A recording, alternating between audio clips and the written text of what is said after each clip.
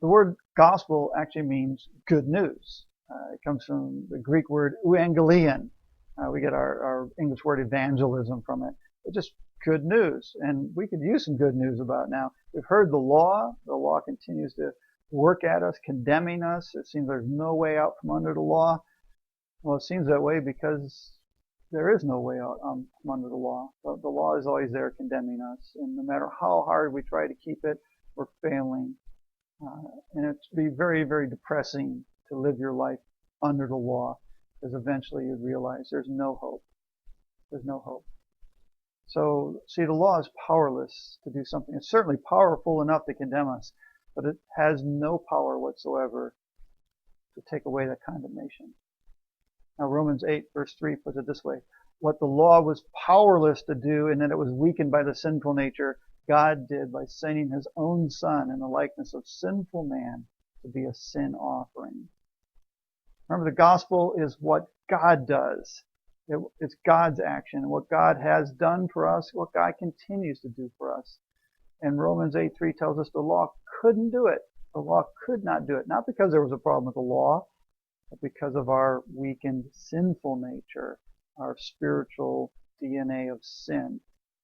See, the law could not do it. The law cannot do it. God has to do it for us. And he doesn't do it for us in the law. He does it for us in the gospel, in the good news. And so the gospel is God's love for us.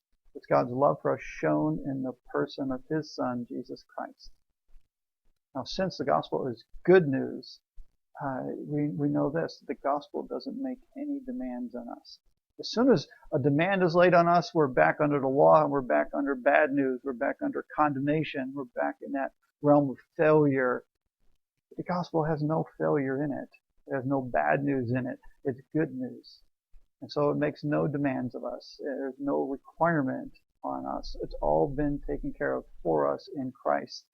Under the gospel, God is acting and we're receiving. God is the one doing and we're the ones benefiting. And what God is doing is breaking the bonds of sin, shattering the grip of death. He's taking that law away from us with all of its condemnation and all of its failure and all its misery.